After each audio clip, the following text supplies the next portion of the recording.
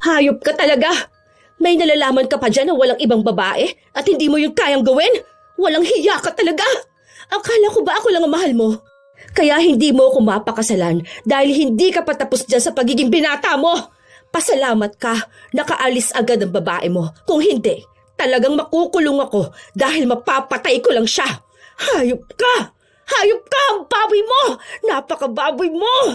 Han, ano ba? Ayan ka na naman eh. Hindi mo man lang hinihintay ang sasabihin ko. Wala nga akong babae. Hindi ko naman alam kung sino yung nandito kanina. Hindi ko nga yung kinausap.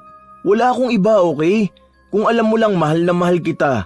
Kinukwento ko nga sa kanila yung sa pamilya natin eh. Kung alam mo lang kung gaano ako ka-proud sa'yo. Alam ko, ganyan ang iniisip mo kasi sa postpartum mo. Ganyan daw ang mga babae, nababaliw. Pero hindi naman totoo yung iniisip mo. Wala akong babae. Huwag kang magpapaniwala sa sinasabi nilang paninira tungkol sa akin. Hindi ako nababaliw! Huwag mong idahilan sa akin itong postpartum ko! May babae ka! Alam ko may babae ka! Malaman ko lang kung sino siya. Sinasabi ko sa'yo, ikaw mismo ang maglilibing sa bangkay ng babae na yon! Paano kung ang taong inaakala mong kakampi mo, siya rin pala ang isa sa nagtatago ng lihim sa'yo? Ganon ang naramdaman ni Sheng. Lalo pat ang kalaban niya ay ang kanya mismong bilas. Ano kaya ang kahahantungan ng dalawang tao na lulong na sa pagkakasala? May kapatawaran pa nga ba ang lahat? O hindi na rin nila magagawang makalaya sa ganti ng itim na kapangyarihan? Oh, basang-basa ka naman ng pawis mo. Naglakad lang ako. Grabe ang traffic. Sige na, mamaya ka na maligo, magpahinga ka na muna. Halika rito, pupunasan ko ang pawis mo. Hubarin mo tong t-shirt mo. Hindi na muna. Matutuyo rin naman tong pawis ko eh. Tulog na ba si baby? Oo, kanina pa nga kita hinihintay. Tinatawagan nga kita. Ang kaso, hindi ka naman sumasagot. Hindi ko naririnig. Paano? Hindi naman ako naglabas ng cellphone. Mahirap na, naglalakad lang ako sa labas. Baka mas-snatch na naman. Natakot na ako sa nangyari noong nakaraan eh. Sige na, pahinga ka na lang din at maliligo na muna ako. Humalik si Wendell sa noo ng kanyang asawa. Sa totoo lang, may kakaibang nararamdaman si Sheng. Hindi niya makumpirma kung ano ba yun. Kung tungkol ba sa panloloko ng asawa niya na hindi niya naman makumpirma. 1 taon pa lang silang nagsasama. Hindi pa sila kasal pero may isa silang anak na 4 na buwang gulang pa lamang. Ilang araw pa ang lumipas, hindi pa rin mapalagay si Sheng sa kanyang nararamdaman. Noong wala ang kanyang asawa, pinapunta niya ang kanyang bilas. Magkasundo silang dalawa ni Leia. Asawa ito ng kuya ni Wendell na nagtatrabaho naman sa malayo. 1 beses sa 1 linggo lang kung umuwi at may 2 na rin silang anak. Ano ba kasing iniisip mo? Basta, alam ko talaga na may babae siya. Ramdam ko, hindi ko lang mahuli eh. Wala naman sa messenger niya. Sabi mo naman, ni minsan hindi pa ng babae si Wendell, di ba? Baka naman hinala lang yan. Yung asawa ko nga, 1 beses lang umuwi sa 1 linggo, hindi naman ako naghihinala. Basta alam mo na mahal ka ng asawa mo, hindi yan mambababae. Para saan pa na araw-araw naman umuuwi tapos hindi naman ginagabi? Hindi ko makumpirme. Kinumpronta mo naman ba siya tungkol dyan? Sinabi mo na ba sa kanya yung nararamdaman mong ganyan? Hindi. Kasi tuwing umuuwi siya, pagod na siya sa trabaho. Tapos kapag naman titingin ako sa cellphone niya, ang nakikita ko lang puro pictures ni baby.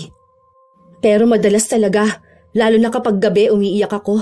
Alam mo yung sobrang bigat ng dibdib ko, tapos siya tulog na tulog habang ako iyak naman ang iyak.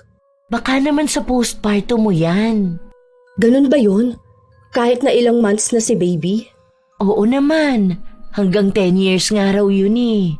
Sa postpartum mo lang yan, kaya akala mo may ibang babae ang asawa mo. Naramdaman mo rin ba itong ganito noon? Oo, mas malala pa dyan. Umiiyak ako kahit walang dahilan.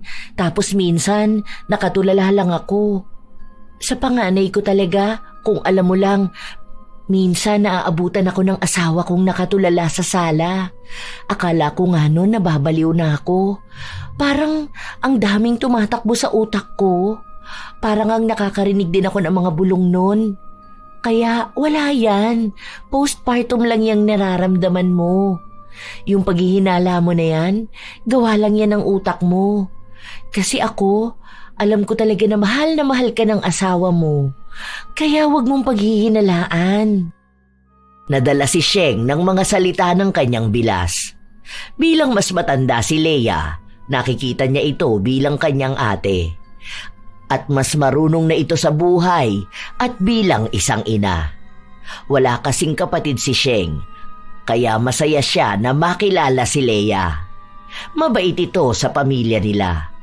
Maaasahan at dun din siya lumalapit kapag kailangan niya ng tulong.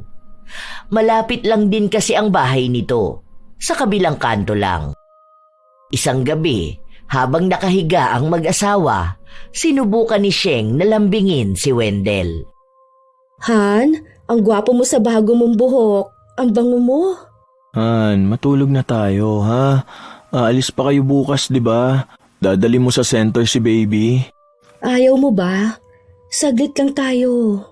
Pagod ako, Han. Pwede sa susunod na lang. Ano ba naman yan? Bakit ba kapag ako nag-aaya, lagi ka nalang pagod? Ayaw mo na ba sa akin, ha? Hindi mo na ba gusto ang katawan ko dahil lang sa nanganak na ako? Ano, mas masaya ka ba sa babae mo? Hindi sa ganun, Han. Pagod lang talaga ako eh. Saka hindi ba ang sabi, hindi pa dapat makipag-sex kapag ganyan na ilang months ka palang nanganganak? Inaalala ko lang naman ang kalagayan mo. Kahit naman gusto ko, syempre, isipin pa rin kita. Hindi sa ayaw ko, kundi dahil sa pinangangalagaan kita. Wala akong babae. Kahit na kailan hindi kita ipagpapalit sa kahit sino. Masaya ako para sa pamilyang binuo natin. Nakonsensya si Sheng dahil mas pinangunahan siya ng kanyang galit. Nadala siya sa katwiran ng kanyang asawa. Kahit na naghahanap ang kanyang katawan, inisip niya na lang din na baka nga magkaroon ng komplikasyon kapag ipinilit niya ang makipagtalik kahit na ilang buwan pa lang siyang nanganganak. Ilang linggo pa ang lumipas, napanatag na si Sheng. Lalo pat nakikita niya ang paglalambing ng asawa. Noong walang pasok sa trabaho si Wendell, sinubukan niyang makabawi sa asawa. Oh, Han, bakit hindi ka pa nag-aayos? Ha? Bakit? Anong meron? Di ba ang sabi ko aalis tayo? Naghihintay na nga si Mama. Ang sabi ko kasi dadalhin nga sa bahay si baby. Ipapaiwan muna natin, papaalaga kahit saglit lang. Para ka ako mailabas kita at makapag-relax ka muna. Pumayag naman siya kasi gusto niya rin makasama ang apo niya. Tara na, magbihis ka na. Akin na si baby. Ha? Totoo ba? Hindi ba nakakahiya dahil may anak na ako tapos ipapaalaga ko pa sa mama mo para lang makapag-relax ako? Si Mama naman ang nagsabi noon. Ang sabi niya baka raw kasi magkaroon ka ng ano ba yon? Postpartum depression na yun. Ang dapat daw alagaan din kita. Baka kung ano pa mangyari sa'yo. Hindi ko naman alam kung ano yung postpartum na yan. Sabi niya igala raw kita dun sa peaceful na lugar. Para nga marelax ang utak mo. Mahirap daw yan lalo na first time mo lang din. Basta ang sabi niya dun sa hindi nakaka-stress na lugar. Kaso di na-aprobahan ng leave ko eh. Mag-book sana ako ng staycation. Pero saka na lang, baka next month. Sa ngayon tayo muna. Sa spa na lang muna kita dadalhin, ha? Natuwa si Sheng sa mga naririnig niya. Ramdam niya na mahal siya ng kanyang asawa. Sadyang nagduda lang talaga siya rito. At ngayon ay kita naman niya na bumabawi ito sa kanya. Hindi niya rin naman masisisi si Wendell dahil ito lang din naman ang unang beses na nagkaroon siya ng asawa. Kaya wala siyang alam patungkol sa postpartum. Mabuti na lang nakikinig siya kapag pinagsasabihan siya ng ina. Mabait din naman ang biyenan ni Sheng sa kanya. Magaan sa pakiramdam ang nangyari kay Sheng nung mga araw na yon. Nawala ang kanyang pagdududa sa asawa. Tila ba bumalik ang kanyang sigla. Dahil doon, naikwento niya ulit kay Leia kung ano ang nangyari. Diba? Sabi ko sa'yo eh. Alam din ni Mama kung ano yun. Sinabi ko rin kasi kay Mama na pagsabihan niya si Wendell kasi nga hindi rin marunong. Buti naman gumawa na rin ng paraan. Minsan kasi, yung mga lalaki, hindi talaga nila naiintindihan ng mga babae, lalo na kapag ganyan na may postpartum. Ang sabi nga niya sa akin, na sa susunod daw mag-outing kami. Sama kaya kayo? Hindi ko pa sigurado. Tingnan ko kung kailan. Baka kasi wala si John. Saka kapag inimbitahan kami, baka kasi para sa inyo lang yun eh. Alam mo na, minsan kasi kailangan mo rin maglalabas ng bahay. Hindi lang basta labas. Yung ganyan nga na travel para malinawan ang isip mo. Ang hirap pala ng ganito, no? Kung ano-ano pala talaga ang tumatakbo sa isip ko. Hindi mo naman ba inaaway si Wendell dahil lang sa iniisip mong may babae siya? Hindi na. Pagkatapos ng usap namin, napanatag na ako. Naisip ko nga na gawa-gawa lang ng utak ko yung paghihinala ko sa kanya. Wala naman akong nakikita eh. Hindi ko siya nahuhuli. Tapos, malala magbigay ng assurance. Naaawa nga ako sa kanya kasi pagod din siya tapos ako walang ibang ginawa kundi ang maghinala. Paano ba naman kasi kapag akong naglalambing ayaw niya? Ang sabi mo naman hindi siya mahilig, di ba? Kahit noon pa na magjowa pa lang kayo. Oo, hindi nga. Pero syempre, alam mo naman ng mga babae, aminin na natin na minsan talaga mahilig tayo, di ba? Tapos panay siya tanggi sa akin. Lalo na nung buntis ako at ngayon na nanganak na ako. Iniisip ko tuloy nun na mas masaya siya sa babae niya. Huwag mo yan isipin. Kasi bakit naman siya mambababae, di ba? Alam mo, ang mga lalaki nambababae yan para sa sex. Kung di yan mahilig sa sex, bakit kailangan niya pang humanap ng iba? Imposible na para lang sa love, di ba? Andyan ka naman, mahal na mahal mo siya. Kaya huwag ka na maghinala sa kanya. Sa mga sumunod na linggo, naging maayos ang pakiramdam ni Sheng. Hindi niya hinahayaan na matatalo siya ng iniisip niya. Hanggang sa dumating ang isang araw, habang nagliligpit siya ng mga gamit ng asawa, napansin niya na may naiwang balat ng kondom sa bulsa nito.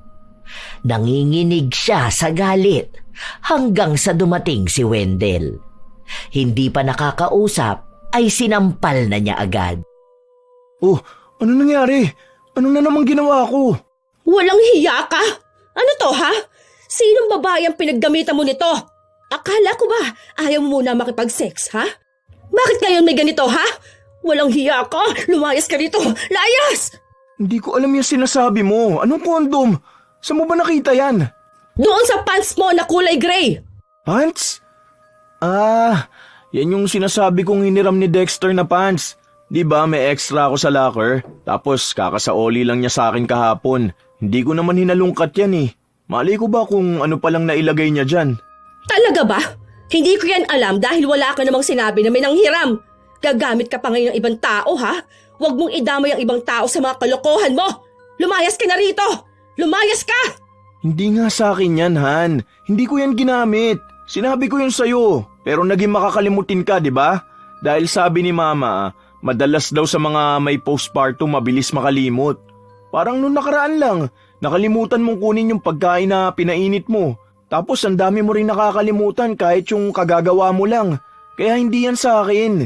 Hindi mo lang maalala na sinabi ko sa na hiniram yan ni Dexter. Teka, tatawagan ko siya para maniwala ka sa akin. Tinawagan nga ni Wendell ang katrabaho at inamin na sa kanya yon. Humingi ng tawad si Dexter dahil hindi niya nakitang naitabi niya yon sa suot niyang pantalon. Naging dahilan pa raw siya ng awayan ng mag-asawa. Doon lang kumalma si Sheng. Oh, di ba? Sabi ko sa iyo hindi yan sa akin. Pinangungunahan mo kasi kagad ng galit eh. Pasensya ka na. Hindi ko sinasadya. Nasampal pa kita.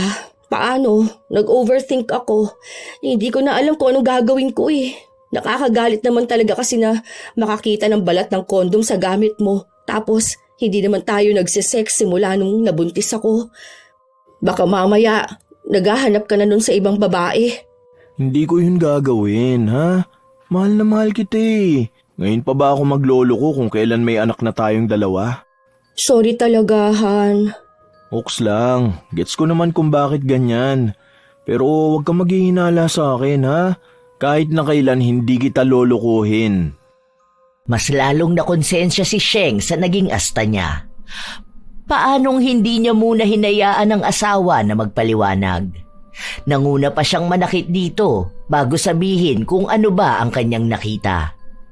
Pinaniwalaan niya si Wendell. Hindi siya naghinala sa nakita niya dahil lang sa inako ito ng kaibigan ng asawa. Pero ilang araw din lang ang lumipas, pansin niya na may kakaiba kay Wendell. Minsan pang napansin niya na parang may bumaon na kuko sa likuran nito. Anong nangyari dyan sa likod mo? Ha? Meron ako nakita kagabi dyan. Parang may nakabaon na kuko. Saan? Tignan mo nga ulit. Wala na, malamang kagabi pa yun eh. Natulog ka na, mawawala na yan dahil ang tagal mong nakahiga. Han, kung ano-ano na namang nakikita mo eh. Ayan ka na naman eh. O sige, dadalin ulit kita dun sa salon. Aalis pa naman tayo sa linggo dahil mag-outing tayo. Bakit? Sinasabi mo ba na nababaliw ako ha? Hindi yan ang ibig kong sabihin. Pero kung ano-ano na naman kasi ang hinala mo sa akin. Wala naman talaga akong babae. Ano bang gusto mo? Sige, yun na lang ang cellphone ko. Di ko na yan nahawakan kahit kailan. Sabihin mo na lang sa akin kapag may importanteng sinabi sa akin ng boss ko o may chat sa akin ng mga kamag-anak ko. Check mo na rin, pati email ko. Lahat i-check mo. Malamang nabura mo na. May babae ka, hindi ako nagkakamali, alam ko. Wala nga akong babae. Bahala ka diyang isipin kung anong gusto mong isipin. Binibigyan ka na nga lagi ng assurance eh. Tinatawagan naman kita palagi. Magka-chat tayo para alam mo kung anong ginagawa ko kahit nasa trabaho lang naman ako. Tapos malalaman ko na ganito? Pinaghihinalaan mo pa rin ako? Oo, alam ko naman na may postpartum ka kaya ka ganyan. Nahihirapan din naman ako intindihin ka. Tao lang din naman ako. Parang ngayon sinasabi mo nagsasawa ka na sa akin ah. Ano bang gusto mo? Makipaghiwalay na sa akin? Hindi ko pwedeng sabihin na ang arte mo dahil sinabi na sa akin ni mama tong ganito. At sinabi niya na dapat intindihin ko ang ugali mo dahil pabago-bago talaga yan. Sorry na, kung iniisip mo na may nagawa akong kasalanan kahit na wala naman talaga, huwag ka na magalit sa akin oh. Kung nai-stress ka, nai-stress din ako. Nilambing ni Wendell ang asawa kahit na walang ibang ginawa si Sheng kundi ang magalit sa kanya. Hanggang sa napakalma niya ito. Hindi pumasok sa trabaho si Wendell para lang masamahan ang kanyang asawa. Hindi dapat sila lalabas pero iginala na lang sila ni Wendell. Mukhang kailangan lang ni Sheng makalabas ng bahay at makalanghap ng sariwang hangin. Nang makauwi sila, pagod na pagod si Sheng. Tulog na rin ang anak nila na bitbit ni Wendell. Nang maihiga ang bata, saka ulit nag-usap ang dalawa. Para maging maayos na rin ang iniisip ni Sheng, pinagbigyan na lang siya ng asawa sa pagroromansa na hangad niya. Nakaramdam ng ginhawa si Sheng hanggang sa nakatulog siya. Alanganing oras noong magising siya. Pagtingin niya sa tabi, wala ang asawa. Naghintay pa siya ng ilang sandali dahil baka nasa banyo lang ito. Pero walang dumarating kaya hinanap niya ito. Naabutan niya ang asawa na nagbukas ng pinto galing sa labas. Saan ka galing? Bakit pawis na pawis ka? Parang hingal na hingal ka dyan ah. Hindi, nagising ako kasi may naririnig akong kumakalusko sa bubong. Akala ko pusa eh. Duda ako. Ayun, kita ko na may tao. Muntik na tayong pasukin na magnanakaw. Sinundan ko kaso hindi ko nahabol eh. Bakit gising ka pa? Bakit hindi mo ako ginising at sinabihan? Para saan pa? Alangan namang istorbohin ko ang tulog mo. Minsan ka na nga lang makatulog na maayos eh. Sakaya mo na, inayos ko naman na yung gate. Bukas ipapaalam ko na lang sa barangay. Sige na, tulog ka na. Maliligo lang ako ah. Ang lagkit ng katawan ko eh. Hindi kumbinsido si Sheng sa sinabi ng kanyang asawa. Pakiramdam niya ay may tinatago talaga ito. Hindi niya lang makumpirma. Hanggang sa hinayaan na lang muna niya dahil kung aawayin niya ang asawa ng walang basehan, baka kung ano na naman ang mangyari. Hanggang sa dumating ang araw na nagpunta na naman si Leia sa bahay nila dahil problemado na naman si Sheng sa bagay na hindi niya maintindihan. Kung ano-ano na naman ang iniisip mo. Hindi kasi, te. Feeling ko malapit ko na talaga siyang mahuli. Ramdam ko na yung babae niya, malapit lang dito sa atin. Ikaw ba? Wala ka bang nababalitaan na kabit ng asawa ko? Ako pa talagang tinanong mo. Sa palagay ko walang ibang ginawa ang asawa mo kundi ang magtrabaho at intindihin ka. Huwag mo lang sobrahan ng kagaganyan mo. Bahala ka. Baka talagang matuluyan na magsawa sa'yo yung asawa mo. Ang hirap naman kasi talaga, te. Kaya bilib ako sa'yo eh. Isipin mo yun. Isang beses sa isang linggo lang kayo magkasama ni Kuya John. Tapos hindi mo siya inaaway. Hindi ko kailangang awayin. Para san pa? Kapag inaway ko siya may magbabago? Ilang araw na nga lang kami magkasama tapos puro away pa. Para nga sa pamilya yung araw na yun eh. Saka kung mambababae siya, bahala siya. Basta ako ang asawa niya. Ako ang inuuwian niya kapag may mga espesyal na araw. Nasa amin siya kapag birthday niya, kapag Pasko at bagong taon. Bahala na siya kung may iba siya. Masistress lang ako kung aawayin ko siya. Tapos, hindi naman din magbabago, di ba? Hindi ko kaya yun. Feeling ko mababaliw talaga ako. Huwag ka nang ganyan. Buti nga asawa mo ganyan sa'yo eh. Kung iba yan, baka talagang pagsabihan ka pa na ang arte-arte mo. Yung ibang asawa kaya walang pakialam. Kahit may postpartum ka niyan, babaliwalain ka nila. Hindi naniniwala sa ganon. Kaya wag mong awayin. Ikaw talaga magsisisi kapag yan nanahawa sa'yo. Baka sa kabibintang mo sa kanya, maghanap talaga yan ng ibang babae. Ewan ko na lang kung hindi ka magwala. Ang hirap talaga. Minsan kasi yung mga ginagawa niya, alam ko na may babae siya. Hanggat wala ka namang nakikita. Di ba nga, ang mga babae malalayan kapag naghinala? Hindi naman tayo maghihinala kung hindi naman totoo. Sure ka? Totoo ba yung hinala mo? Hindi naman, di ba? Alam mo, kesa kung ano-anong iniisip mo, ang gawin mo na lang, mag-empake ka na lang ng mga damit nyo. Kasi nga, ang ganda talaga dun sa lugar na pupuntahan nyo. Grabe, nakakainggit mag-staycation dun. Alam mo kung saan? Hindi niya pa kasi sinasabi sa akin kung saan eh. Basta sinabi niya lang sa akin sa linggong araw. Tapos, nakalib siya ng Monday. Nakita ko lang din sa sinend sa akin ni John kasi nagtanong araw sa kanya si Wendell. Mukhang surprise to. Ay, kaso lang, nasabi ko. Sorry. Lumipas ang mga araw hanggang sa dumating na nga ang araw kung kailan sila aalis. Silang tatlo kasama ang kinuhang yaya ni Wendell. Noong una, ayaw pa ni Sheng pero ang sabi ng asawa, mas mababawasan ang stress ni Sheng kung kukuha sila ng yaya ng kanilang anak. Kaya noong mga sandali na yun, lahat ng oras ay ibinigay ni Wendell sa asawa. Ni hindi ito humawak ng cellphone, maliban na lang kung kukuha na ng litrato ang asawa at anak. Doon lang ulit na linawan si Sheng.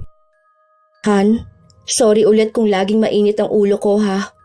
Salamat dito sa mga ginawa mong ganito. Alam ko talaga na mahal mo ako.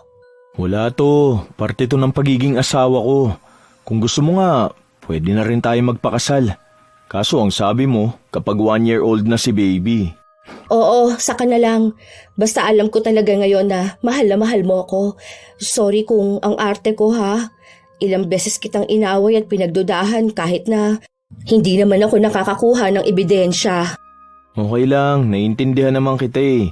Saka may outing nga kami sa company. Kaso baka hindi na ako sasama dun. Ha? Bakit naman? Ayaw ko kasi na mag-overthink ka eh. Baka hindi rin ako makapag-enjoy kasi iniisip ko na umiiyak ka na naman sa bahay. Alam mo naman ako, di ako mapalagay kapag ganun nang nangyayari sa'yo. Hindi na, sige na, sumama ka na doon. Kayo din lang naman na magkakatrabaho ang pupunta eh. Okay na yun sa akin. Alam ko naman na hindi ka mambababae doon. Hindi talaga. Ang tatanda ng mga babae doon oh. Saka halos mga lalaki kaming sasama. Basta huwag ka magiinom ng sobra ha. Minsan sa pagiinom nakakagawa ng mali ang isang tao eh. Oo, hindi talaga, promise. Nakuha ni Wendell ang tiwala ng asawa. Payapa na ulit ang utak ni Sheng hanggang sa dumating na nga ang araw na aalis na ang kanyang asawa. Ilang beses niya itong pinaalalahanan at ilang beses din naman sinabi sa kanya ng asawa na hindi nito sisirain ang tiwalang ibinigay sa kanya. Habang nagpapahinga si Sheng, nakita niya ang mensahe ng isang babae sa asawa niya. Pinagmumura nito si Wendell, kaya tinawagan ni Sheng ang babae.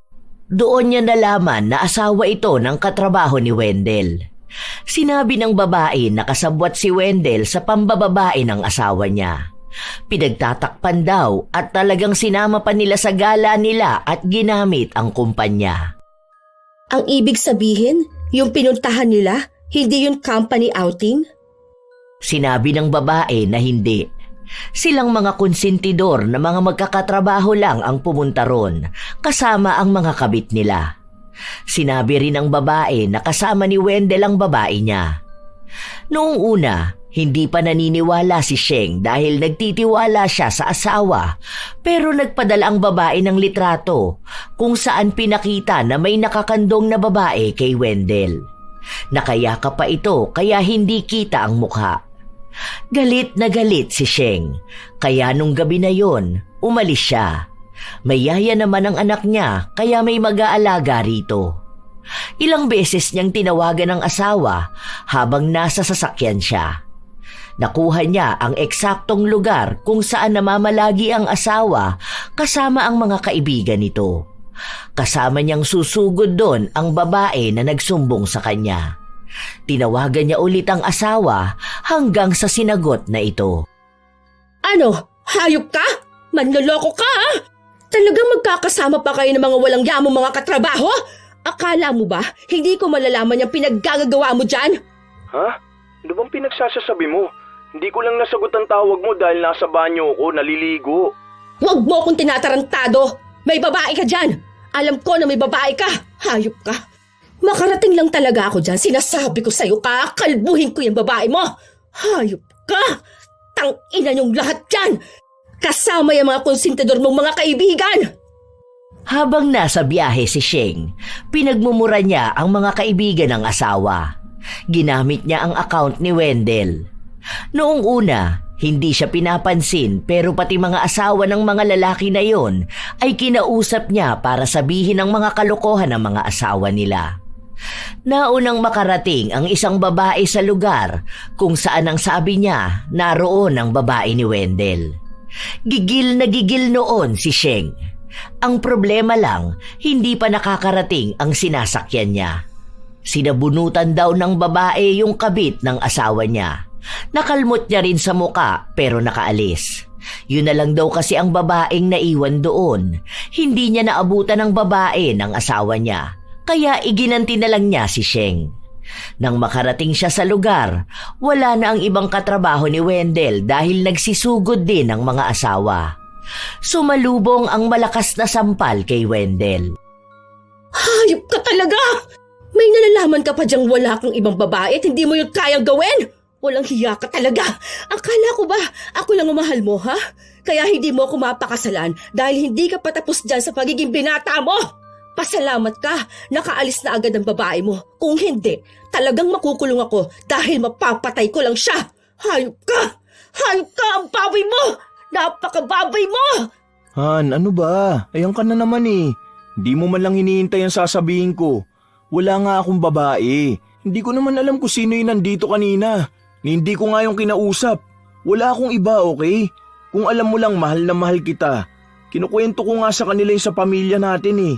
Kung alam mo lang kung gaano ako ka-proud sa'yo. Alam ko, ganyan ang iniisip mo kasi sa postpartum mo. Ganyan daw ang mga babae, nababaliw. Pero hindi naman totoo yung iniisip mo. Wala akong babae. Huwag ka magpapaniwala sa sinasabi nilang paninira tungkol sa akin. Hindi ako nababaliw! Huwag mong idahilan sa akin itong postpartum ko! May babae ka. Alam ko may babae ka. Malaman ko lang kung sino siya. Sinasabi ko sa'yo, ikaw mismo ang maglilimbing sa bangkay ng babae na yon. Han, kumalma ka muna. Wala akong babae, okay? Hindi kita niloloko. Hindi ako naniniwala sa'yo. Manloloko ka! Kahit nang makauwi na sila, galit na galit pa rin si Sheng. Kahit na anong away niya sa asawa, hindi ito gumaganti sa kanya. Tahimik lang ito, para bang pinaparamdam sa kanya na wala siyang pakialam sa mga kasinungalingang pinagsasasabi ng ibang tao. Pilit niyang pinaninindigan na wala siyang iba. Dahil doon, iyak ng iyak si Sheng. Gabi-gabi yun, kahit pasuyuin siya ng asawa. Pakiramdam niya, sobrang bigat ng kanyang dibdib at hindi yun nawawala. Kahit na magsisigaw siya o magwala, hindi maalis sa utak niya ang nalaman niya. Hindi pa rin kasi inaamin ni Wendell kung ano ang ginawa niya. Kahit na may ebidensya na siyang pinakita, pilit na sinasabi ng asawa na hindi yun totoo. Isang araw, mag-isa lang sa kwarto si Sheng. Iyak siya ng iyak, hanggang sa tumayo siya para tignan ang sarili sa salamin. Ang pangit ko na ba? Ang pangit na ba ng katawan ko dahil lang sa nanganak ako? Itong buhok ko, hindi na ba maganda? Sobrang taba ko na ba? Bakit nang bababae ang asawa ko? Marami na bang kulang sa akin dahil lang sa naging nanay na ako? Hindi na ako attractive sa paningin niya. Kulang na ako. Ang pangit-pangit ko na. Hindi na matingnan ni Sheng ang sarili sa salamin. Hindi lang pisikal na anyo ang iniisip niyang nagbago sa kanya. Nawala na rin ang kanyang mga pangarap.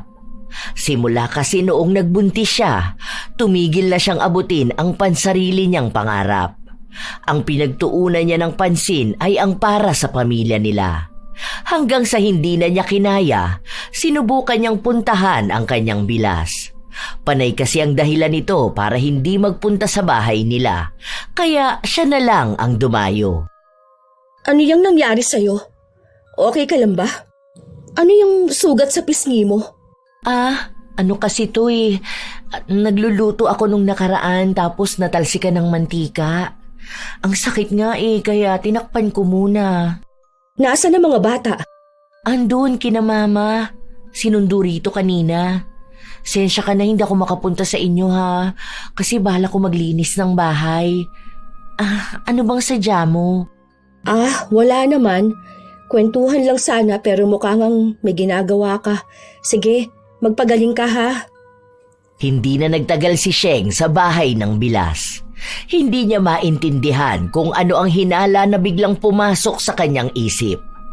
Ang naalala niya, kinuwento ng babae na sumugod sa kabit ni Wendell na sugatan niya ito sa mukha. May kalmot daw sa pisngi kaya nagdugo yun. Habang nakatalikod si Leia, pinagmasdan siya ni Sheng. Kinuhanan niya rin ang litrato para tignan kung ang kabit ba ng asawa ay ang kanyang bilas. Alam niyang kalokohan yon pero lahat ng babae sa paligid niya pinagdududahan na niya. Kinumpirma niya. Kitang-kita na may pagkakatulad sa likod ni Leia ang likod ng kabit ng asawa niya. Naglakas ng loob si Sheng na tawagan ulit ang babae. Tinanong niya kung kilala ba ng asawa niya ang kabit ni Wendell. Nagulat siya nung banggitin ang buong pangalan ni Leia. Sigurado ka bang Leia Miranayon ang pangalan ng kabit ng asawa ko? Yun daw ang sinabi ng asawa niya at pilit na sinasabi na wala siyang kabit at si Wendell lang daw ang meron. Nilaglag niya si Wendell para lang mapanatag ang asawa. Doon na nanginig ang buong katawan ni Sheng. Alam niyang hindi pwedeng magkamali ang binanggit na pangalan ng babae dahil hindi naman nun kilala si Leia. Imposible naman na sinisiraan niya lang si Leia dahil hindi naman sila magkakilala. Ilang araw na nakatulala lang si Sheng. Hindi na siya umiiyak dahil mas nangingibabaw na sa kanya ang galit. Hindi niya rin kinompronta ang asawa at ang bilas dahil alam niyang itatanggi lang nila ang alam niya. Inayos ni Sheng ang kanyang sarili. Hindi para sa asawa, kundi para sa kanya at para mismo sa anak. Napapansin ng asawa niya ang pagbabago sa kanya. Ang ganda mo ngayon, Han. Bagong reband ka. Bakit pala nagpagupit ka ng buhok? Pero bagay rin naman sa'yo eh. Ang sexy mo ngayon ah. Dry na kasi yung dulo ng buhok ko. Saka nagpapapayat ako ngayon para pwede na ulit ako makapagsuot ng mga dati kong damit. Sayang naman eh. Kasi andyan lang sa taguan. Baka masira yung mga yon. Bakit? Babalik ka ba sa modeling? Pwede pa ba yon? Akala ko bawal na maging model kapag may anak na, di ba? Sabi ng dati kong manager, pwede pa naman daw.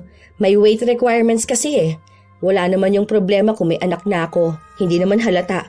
Saka sayang din, malaki yung kikitain ko. Alam mo naman na kung hindi lang ako nabuntis nun, kasama ako sa event na ginanap sa ibang bansa. Saka may mga kilala naman akong mommies na nagmo-model pa rin eh. Saka bata pa naman din ako. Halika nga, Han. Ang ganda-ganda mo talaga. Grabe ang bango mo ah. Bagong ligo ka ba? Ano ba?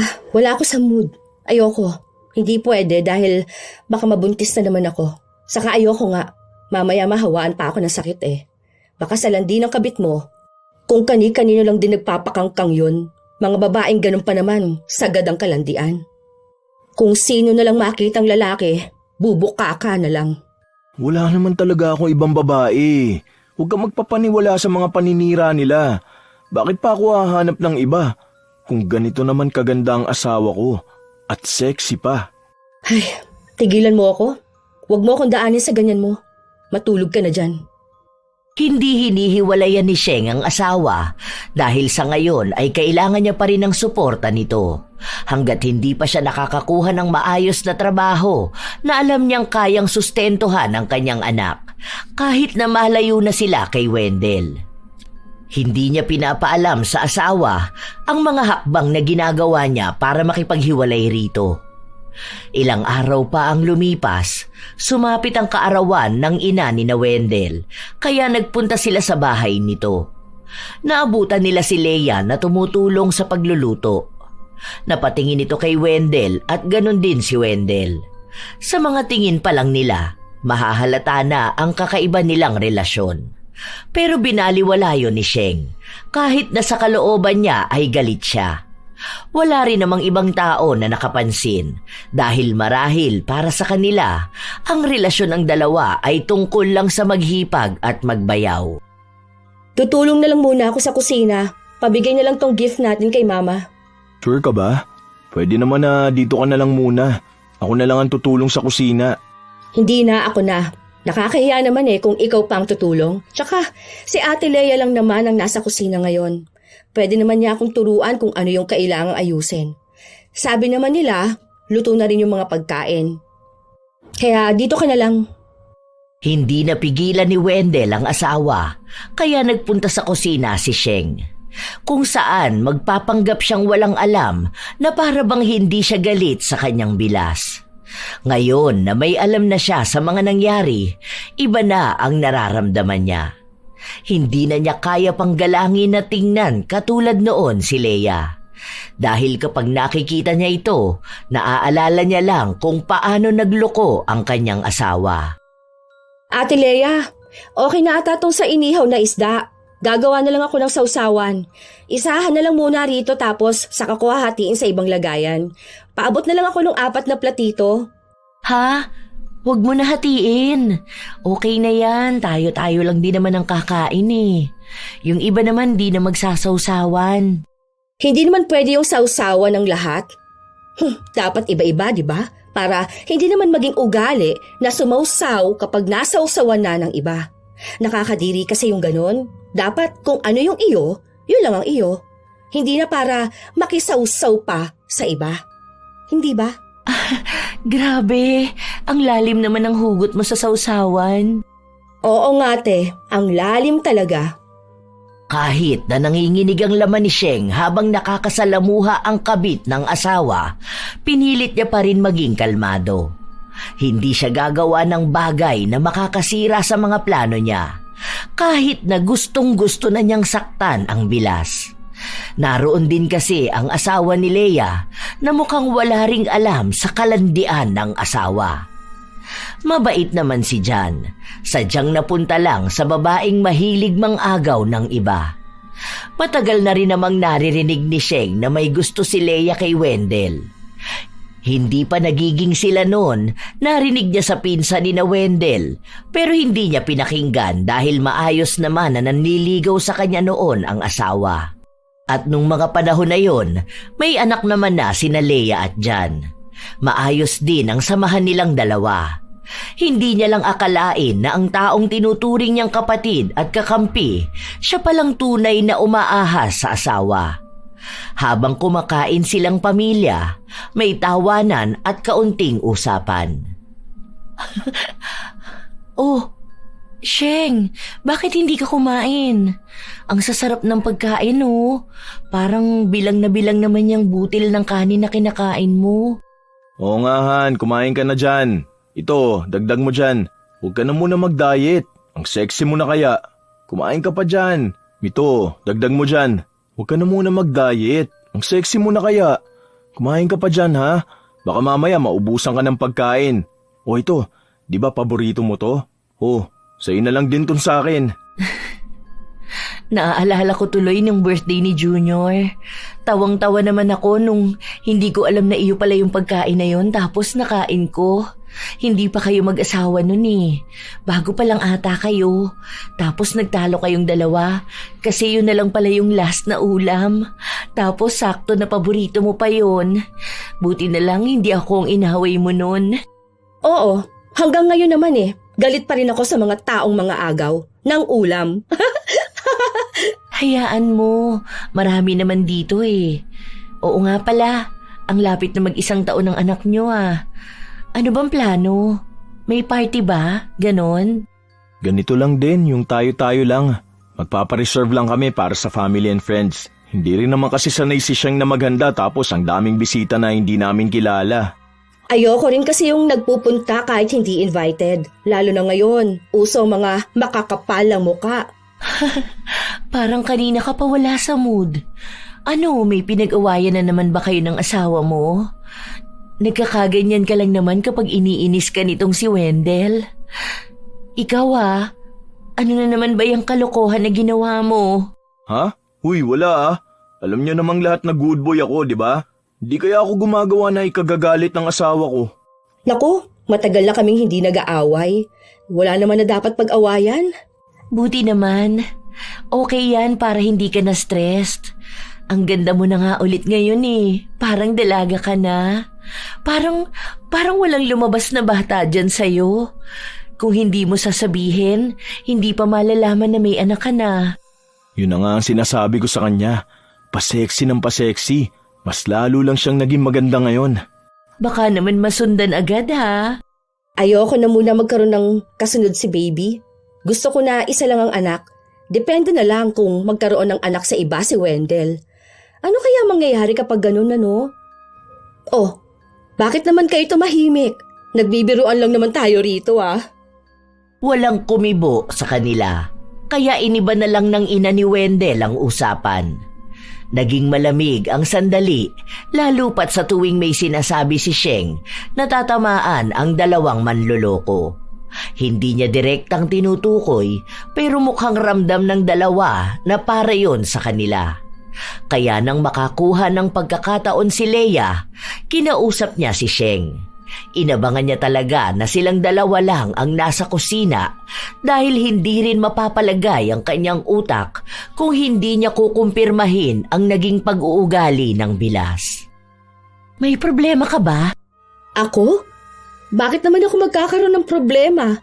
Baka ikaw ang may problema. Kung may gusto kang sabihin, direktahin mo. Kanina ko pa napapansin na may mga pasaring ka sa akin. Ayoko ng parinigan. Hindi tayo mga bata, kaya kung may gusto kang sabihin, sige, sabihin mo na ngayon. Huwag ka maglaro dyan. Sure ka ba na sa'yo ang mga pasaring ko? Baka naman inaangkin mo na iyo. Palibasa kasi mahilig kang umangkin ng hindi iyo, di ba? Kita mo na? Ano yan? Ano yung inaasta mong yan? Bahala kang isipin kung ano ito. Dahil hindi na tayo dapat nagpapanggap dito. Sa bagay, talent mo yun eh. Magaling ka nga pala sa paglalaro ng linis-linisan. Galing mo nga eh. Hindi ko na tuloy alam kung mangmang ka ba o sadyang kinalimutan mo kung ano bang kasalanan mo. Hindi na pala tayo dapat nagpapanggap. Kung may problema ka sa akin na hindi ko alam kung ano, sabihin mo na. Kung gusto mo, sa harapan pa nilang lahat. Gusto mo bang sabihin ko sa kanila na may announcement ka? Para matigil ka na dyan sa problema mo. Nadadamay pa ako. Sure ka? Paano natin sasabihin ngayon tong alam ko? Wait. Paano ko sasabihin sa asawa mo na yung susunod niyong anak, pamangkin niya? Kasi anak ng kapatid niya di ba? Ang gulo, no? Ang landi mo kasi Anong pinagsasasabi mo dyan? Leia. Oo, Leia lang ha. Kasi bastusan na tayo rito Alam ko, ang katarantaduhan ninyo ng asawa ko. Nakita ko yung PT na nasa bag niya Ano yon? Monthsary gift mo sa kanya na sa wakas, tatay na siya? O ano yung anak mo? Pinsan at half-sibling ng anak ko? Tapos kapatid yan ng anak mo na pinsan din nila? Bale, hindi ko yan kaano-ano kasi hindi naman kami kasal ni Wendell Kaya hindi ko yan pamangkin. Hindi ko rin naman yan tatanggapin na anak. Si Kuya John na lang palang walang alam ano? Ano kaya tatawag niya dyan? Pamangkin o anak? Huwag mo ko sinusubukan, Sheng. Huwag mo sirain ang pamilya ko. Ayun, hindi niya itinanggi. Ibig sabihin talagang totoo. Huwag mo akong pinagbabantaan dahil hindi ako natatakot sa'yo. Tandaan mo, ikaw ang sumira sa pamilya na to, hindi ako. Maghintay ka lang, malapit ka na ring mabaliw. Hindi dahil sa postpartum, kundi dahil sa kalandian mo. Hindi ko kasalanan na nahumaling sa akin ang asawa mo. Baka kasi mas magaling ako. Mas ramdam niya sa akin ang pagiging lalaki niya. Hindi ko siya asawa. Kinakasama ko lang siya. Isa pa, ganun lang din naman talaga ang mga kabet, di ba? Para usan lang. Nung hindi mailabas sa akin, humanap ng iba. Mas okay pa nga sana kung sa pokpok at least yon, bayaran. Trabaho ang magpakangkang. Hindi katulad mo, libre, pamigay. Grabe yung talent mo. Hindi lang isang pamilya ang masisira, kundi lahat. Pati yung magkapatid, magkakaroon pa ng hidwaan. Ganda yarn? Huwag mo talagang susubukan na magsabi sa kanila. Hindi mo alam kung paano ako maghalit. Hindi mo gugustuhin na malaman yun. Oh, nakakatakot ka naman magbanta. Buti pa ako, hindi nagbabanta dahil lahat ng sinasabi ko, gagawin ko. Mag-empake ka na lang. Mas nakakahiya naman kasi kung pupulot ka ng mga basahan mong damit sa kalsada. Tanga ka Pumayag ka ba naman maging kabit? Napakababang babae. Iniwan ni Sheng ang bilas na hindi alam ang gagawin. Matapang siya dahil hawak niya sa leeg si Leia. Nang makauwi sila ng bahay, kinausap ni Wendell ang asawa. Dahil alam na nito na may alam siya, base na rin sa sinabi sa kanya ni Leia. Pipilitin na lang niyang guluhin ang utak ng asawa para magawa niya pa rin ang gusto niyang gawin. Pero wala na. Kahit na anong sabihin niya, hindi na maniniwala pa sa kanya si Sheng. At talagang kinampihan mo pa ang kabit mo, no? Ganyan ba talaga ang mga taong manluloko, ha? Huwag mo akong pagsabihan na para bang nababaliw na ako. Dahil totoo ang nakita ko. Totoo ang alam ko. Ano ba naman yan? Para namang sinabi mong ang baba akong lalaki para lang pumatol at kumabit dun sa asawa pa ng kuya ko. Kahit na kailan hindi ko naisip na magkaroon ng ibang babae. Malaking respeto ko kay kuya. Lalo na kay Ate Leia. Hindi pa ba? Nabuntis mo pa nga ang kabit mo, di ba? Huwag ka na magpanggap dahil paglabas ng bata, malalaman din namin ni Kuya John. Nakakasuka ka, Wendell. Alam mo yon, ha? Nakakahiya kayong dalawa. Ewan ko na lang talaga kung anong gulong madadala ninyo sa pamilya na ito. Wala naman kasi talaga. Baka sa postpartum mo yan, kaya kung ano-ano na naman ang ino-overthink mo. Tinutulungan naman kita para malabanan mo yung ganyan, di ba? Dahil ayoko na nahihirapan ka. Kasi kapag ganyan ka, damay ako. Damay yung dapat na maayos natin pagsasama. Huwag mong idahilan lagi sa akin tong postpartum ko. Labas ito sa pangangabit mo. Ni hindi ka man lang ba nahiya sa kuya mo? Siya yung nagpaaral sa'yo noon. Siya yung tumulong sa atin na magkaroon ng sariling bahay. Nung nanganak ako, wala kang maibigay, di ba? Kaya siya ang gumastos. Tapos ikaw, Lalandiin mo lang ang asawa niya. Parehas kayo ni Leia na baliw. Parehas na malandi at manluloko. Tinarantado ninyo kami. Tapos, ayan na, may ebidensya na. Nahuli ka na, pero panay ka pa rin tanggi. Hanip naman na ugali yan. Huwag mo namang guluhin si Ate Leia. Ay, wow, ang galang ha. Kapag ba inuungol mo ang pangalan niya, sinasabi mo rin ba na Ate Leia? Hindi mo man lang ba naisip na yung babaeng kinakaukaw mo, babaeng kinaukaw na ng kuya mo? Hindi ka man lang nagkaroon ng taste sa magiging kabit mo? Gusto mo naman pala ng pangit? Sana ako na lang nagreto sa'yo. Kung mas maganda sana sa akin, hindi ako may insulto Kaso, pinatos mo pa yung babaeng amoy paa. Buti na lang, wala na tayong contact. Iniisip ko pa lang nasusuka na ako. Pasalamat ka pa nga ngayon birthday ng mama mo. Yun sana ang surprise gift ko sa kanya. Na malaman na magkakaroon na ulit siya ng apo. Pero saka na yun, kayo na lang magsabi sa kanila. Hindi na kumibo si Sheng kahit na lagi siyang pinipilit ng asawa na walang namamagitan sa kanila ni Leia. Habang si Leia naman ay panay ang pagbabanta sa kanya na wag siyang maninira ng pamilya. Natatawa na lang si Sheng, lalo pat alam niyang nalalapit na ang pagkasira ng buhay ng bilas niyang mga agaw at ng manloloko niyang kinakasama. Hindi niya nanais na tawagin pang asawa si Wendell at malaki ang pasasalamat niyang hindi siya agad nagpakasal. Ilang linggo pa ang lumipas, nagkaroon na ng pagbabago sa mga plano ni Sheng. May nakita na siyang bahay na uupahan niya sa oras na iwan niya si Wendell. Wala na siyang balak na magpaalam dahil sa panloloko at pambubuntis niya ng iba. Doon na mismo ang hangganan ng kanyang pagtitiis. Hindi uso sa kanya ang pagpapatawad dahil alam niya sa sarili niyang kaya niyang buhayin ang anak, pero hindi siya aalis nang hindi man lang nakakaganti.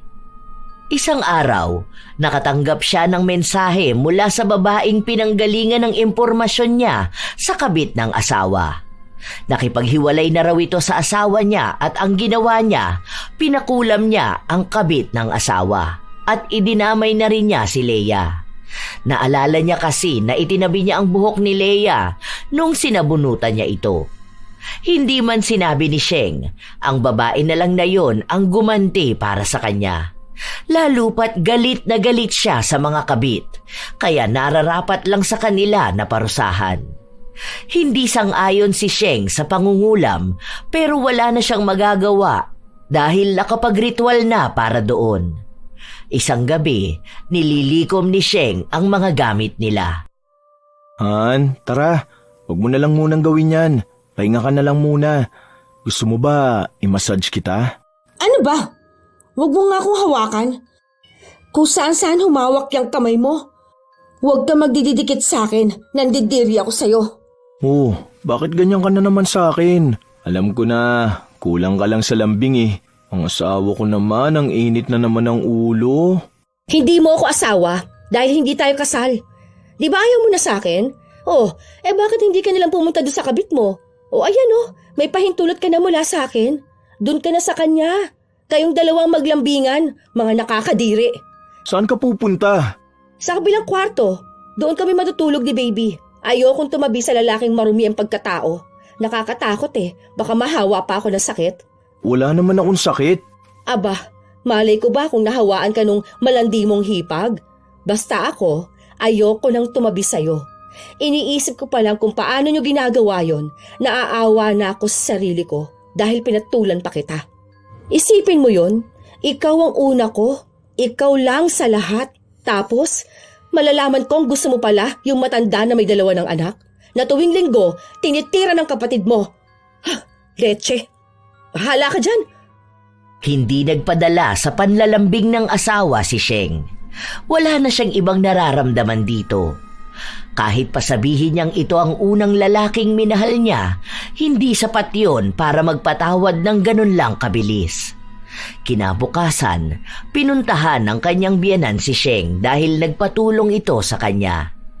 May sakit daw si Leia kaya pinapakisuyo na kunin niya muna ang 2 bata dahil mamayang hapon pa uuwi si John. Sumama naman siya sa biyenan dahil wala namang problema sa kanya ang mga bata. Isa pa, gusto niyang makita kung paano nagdurusa si Leia. Aray ko! Grabe naman tong nararamdaman ko. Sobrang sakit ng tenga ko. Ano yan? Kabubulong ba ni Satanas kaya nanakit na yan? Pwede ba? Tigilan mo muna ako ngayon. Okay, sige.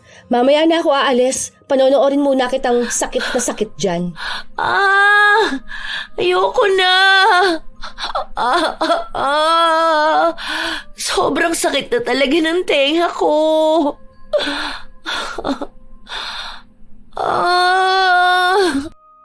Walang ibang ginawa si Leia kundi ang umiyak sa sakit. Hindi niya maipaliwanag kung anong klaseng sakit yun. Dahil kahit na uminom siya ng gamot, hindi nawawala ang sakit. May mga pinatak na rin siya pero wala talagang nangyayari. Hanggang sa isinugod na siya sa ospital. Kinabukasan, kinuha ng biyenan ni Sheng ang mga bata at siya muna ang pinakisuyuan na puntahan si Leia sa ospital. Wala kasing ibang magbabantay rito. Sumunod si Sheng, hindi para tumulong, kundi para mas lalong makita kung ano ang epekto ng kulam kay Leia. Nasisiyahan kasi siya sa tuwing umiiyak ito sa sakit. Ano bang ginagawa mo rito, ha? Nagpunta ka na naman dito? Wala naman. Gusto ko lang sanang mapanood na nagsasuffer ka. Bakit? Masama ba yon? Para naman kahit paano mabawasan tong galit na nararamdaman ko sa'yo. Kulang pa nga tong nakikita ko Sayang. Sana may mas malala pa dyan. Demonyo ka ba? Ha? Kung nasa pinto tayo ng impyerno ngayon, tapos magbibilang ng kasalanan, baka binabasa pa lang ang pangalan mo papasukin ka na kaagad. Special treatment pa, may red carpet ka pa papasok. Grabe naman pag-describe sa akin ng demonyo ako. Sino kaya ang mas demonyo, di ba? Yung may asawa, kasal pa, di ba? Tapos nagpatuhog pa sa kapatid ng asawa. Kung nagpunta ka lang dito para... ang sakit ng tenga ko. Hinampas ni Leia ang likuran ng tenga niya dahil nananakit daw ito ng sobra. Ang hinala pa nga nila, baka nasundot niya ito. Matagal siyang nanatili sa ospital dahil umaasa na gagaling siya. Nagpa-opera din siya dahil ang akala nila ay may bukol siya, kahit na sinabi naman na ng doktor na wala silang ibang makita. Hanggang sa ilang linggo pa ang lumipas, palala ng palala ang nangyayari kay Leia. Buntis pa naman siya nung mga panahon na yon, kaya naging maselan din ang gamutan niya. Doon na rin nakarating kay John ang balita na hindi niya anak ang ipinagbubuntis ng asawa. May nakapagsabi sa kanyang kakilala ni Leia na naghahanap daw ito ng manghihilot sa bata para malaglag dahil nga iba ang tatay ng dinadala niya. Makapit lang kaya hindi nalaglag. Galit na galit nga raw si John at halos isumpa niya ang asawa. Nakarating ito kay Wendell dahil naroon siya mismo sa bahay nila noong galit na galit si John. Sinabi pa nito na sa oras na malaman niya kung sino ang lalaki ng asawa, siya mismo ang papatay. Halatang problemado si Wendell sa mga nangyayari pero ayaw niya pa ring aminin kung ano bang kasalanan ang nagawa niya. Isang araw, wala siyang pasok sa trabaho kaya nasa loob lang siya ng bahay, hindi mapakali. Alam mo, mahihilo ka lang dyan sa ginagawa mo.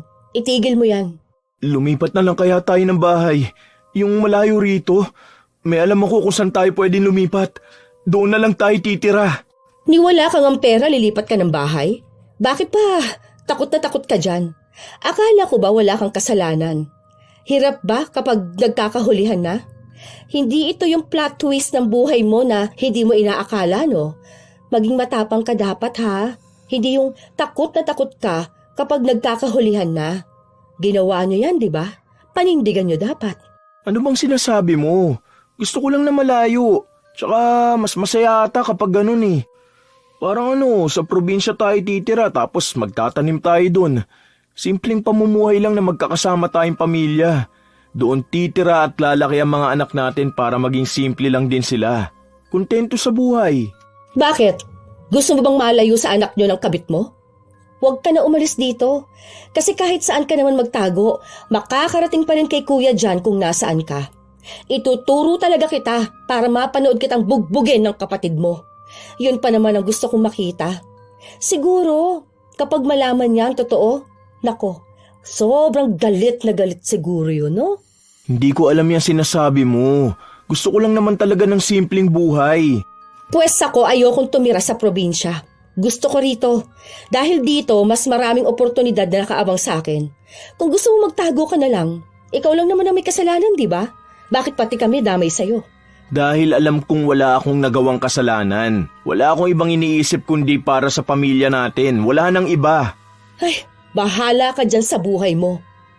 Hindi na nag-aksaya pa ng oras si Sheng kay Wendell dahil malapit naman na niya itong iwan.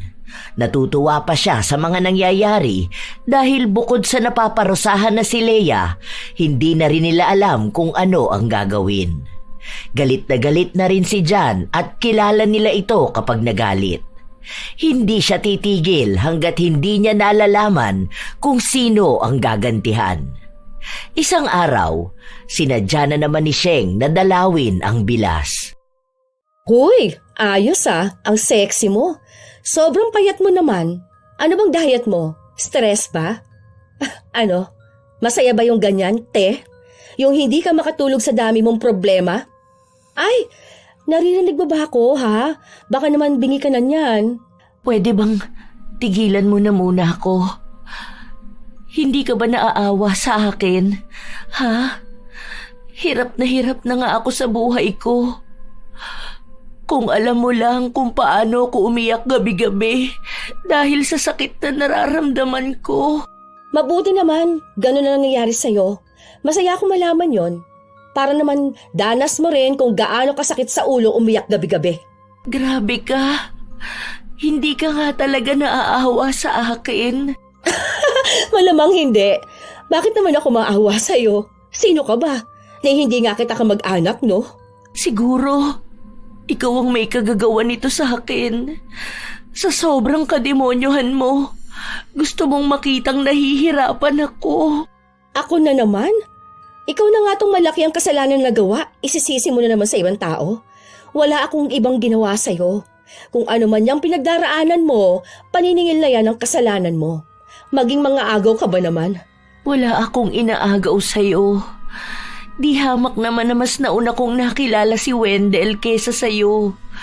Kung hindi lang ako nagpakasal, dapat kaming dalawa. Kung hindi ka lang sana dumating sa buhay niya. Ikaw naman talaga ang perwisyo. Hindi ko siya inagaw dahil una siyang naging akin. Ay, totoo ba? Pwede naman na sa'yo na lang din siya. Hindi ko na kasi siya kailangan ngayon eh. Ayoko na rin sa kanya. Nandidiri kasi ako kapag nakikita ko siya. Alam mo yun? Siguro naman, kapag iniwan ka na ni Kuya John, pwede na kayo magsama, di ba? May anak na kayo. Edi pwede na kayo maging happy family niyan. Para magbahala na talaga kayo. Tapos, aalagaan niyang baldado at walang kwentang babae. Wish ko na lang sana maging masaya kayong dalawa. Tutal, pinili niyo naman yan. Panindigan ninyo.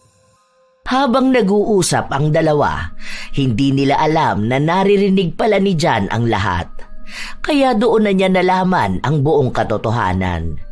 Nakilala na niya kung sino ang kalaguyo ng asawa at kung sino ang nakabuntis dito.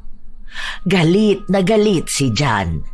Nakakatakot kung titingnan dahil maging si Sheng hindi na nakapagsalita pa. Huwag kang maniwala sa mga narinig mo. Hindi ko naging lalaki ang kapatid mo. Narinig na nga niyang sinabi mo, tapos gagawin mo pa ba siyang bingi gaya mo? Tama yun lahat, kuya.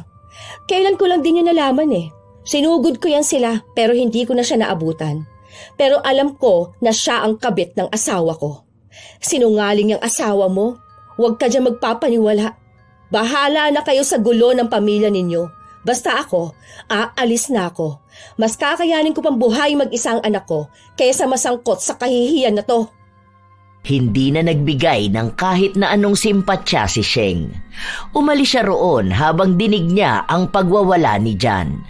Galit na galit talaga ito dahil malaking kahihiyan din ang aabuti ng pamilya nila kung lalabas ang ganoong klase ng tsismis. Kilala pa naman ang pamilya nila sa kanilang lugar kaya talagang hindi sila mapapatawad ng mga magulang nila sa oras na masira ang pangalan nila sa mga tao. Dahil lang sa pagiging mapusok nilang dalawa. Pagka-uwi ni Sheng, kinuha niya ang anak niya at ang mga gamit nila para lumipat na ng bahay. Iniwan niya ang asawa at hindi na nagpaalam pa rito. Pero kinagabihan noon ay tawag ng tawag sa kanya si Wendell. Nasaan ka ba?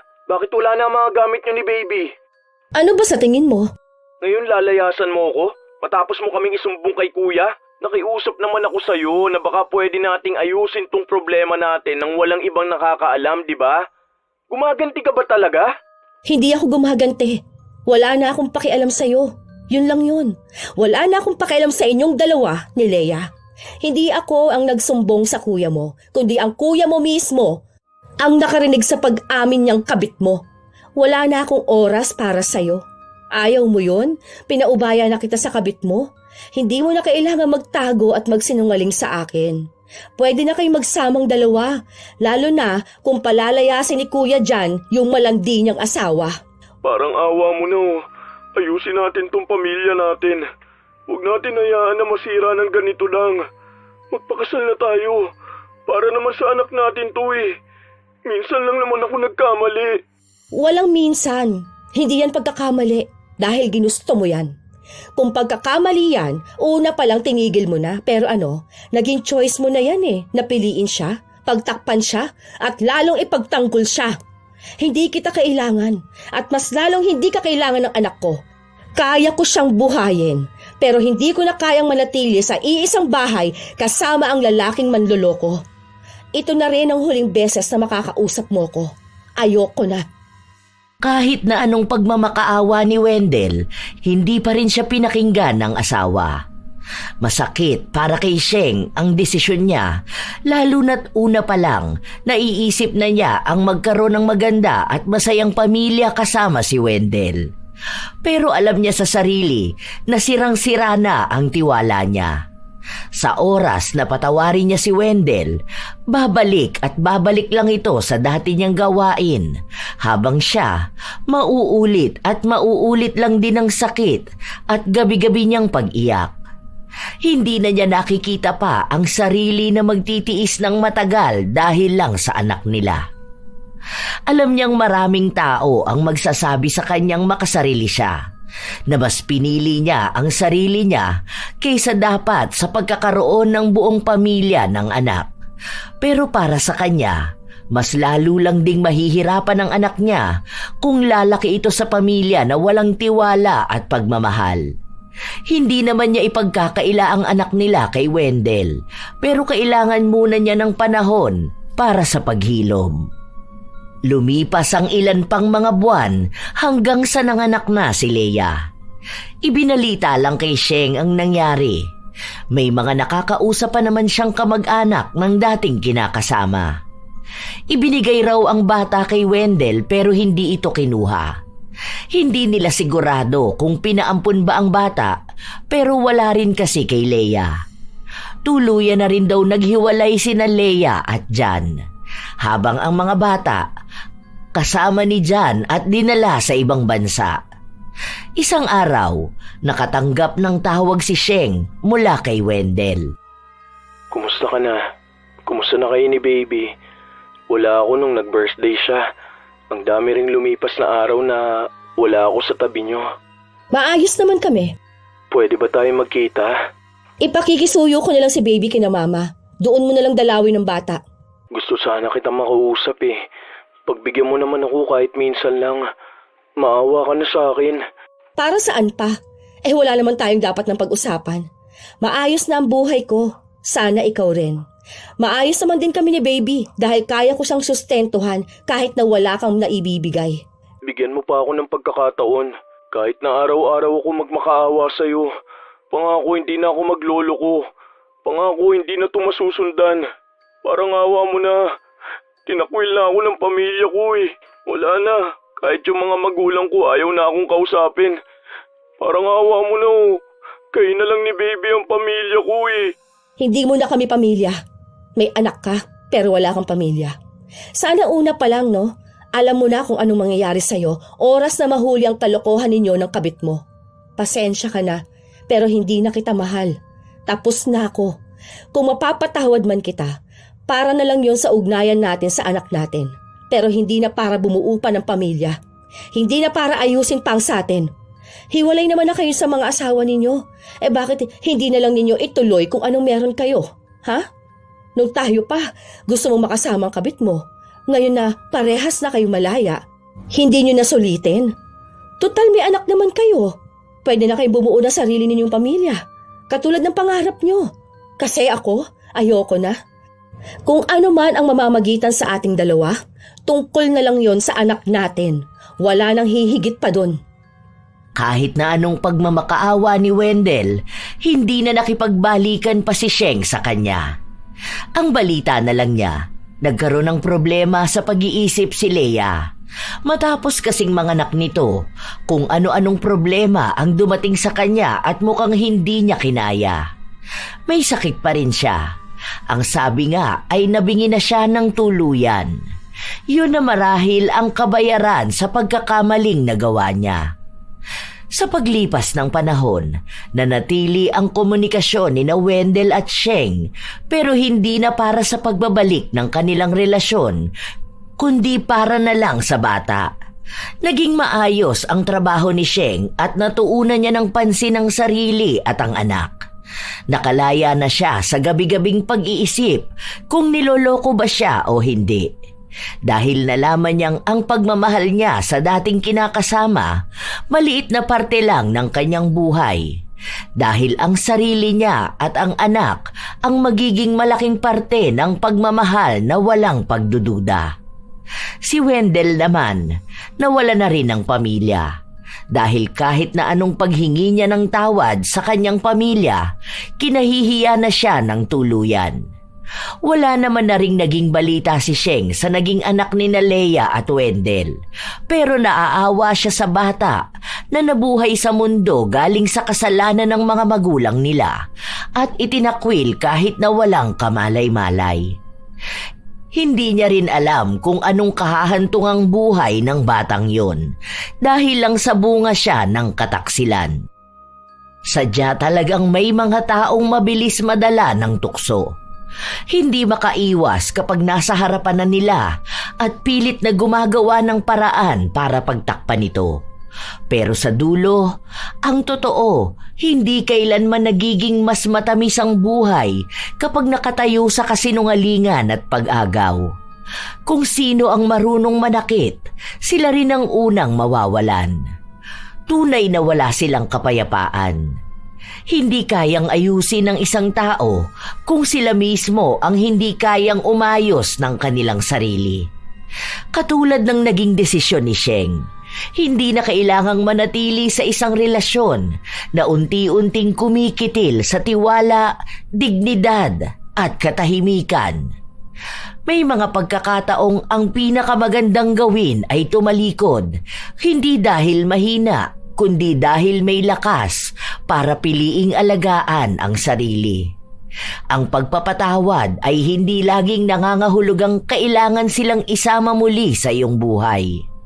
May mga taong mapapatawad para sa ikagagaan ng puso, pero hindi na dapat tanggapin pabalik. Ang pagtanggap sa kanila ay parang pagbubukas muli ng pintuang dati nang winasak. Bakit pahahayaang pumasok ulit ang taong dati nang sinira ang tahanan ng iyong puso? At kung may anak man sa pagitan, hindi mo tungkuling ipilit ang pag-aayos. Ang tungkulin mo lang ay siguraduhin na lumalaki ang bata sa kapayapaan, may pagkilala sa ama at may gabay na hindi nababahiran ng galit. Pwede namang magtagpo ang anak at ama nang hindi mo kailangang isuko ang sariling respeto. Iba ang pagiging magulang, iba ang pagiging mag-asawa. Hindi mo kailangang ibalik ang relasyon para lang mapanatili ang koneksyon ng ama sa anak. Tandaan na laging piliin ang sarili. Piliin ang anak. Piliin ang buhay na masaya kahit wala na ang taong nanakit. At kapag may dumating na bago at may tunay na pagmamahal, yakapin ito ng walang takot dahil karapat-dapat ka sa pag-ibig na totoo, tapat at payapa. Dahil ang tunay na pagmamahal, hindi naaagaw ninuman. Minsan talaga may mga desisyon na mahirap panindigan. May mga taong sadya talagang manloloko. Pero tandaan nyo mga apo na mas payapa pa rin ang pagmamahal na walang itinatago. Sa tingin nyo mga apo, tama lang ba ang ginawa ni Sheng? Naiwan si Wendell kahit na may anak na sila? Ibahagi nyo naman ang inyong opinyon at komento. Naway may aral din kayong natutunan. Ito ang inyong Lola Telang at maraming salamat sa lagi ninyong pakikinig mga mahal kong apo.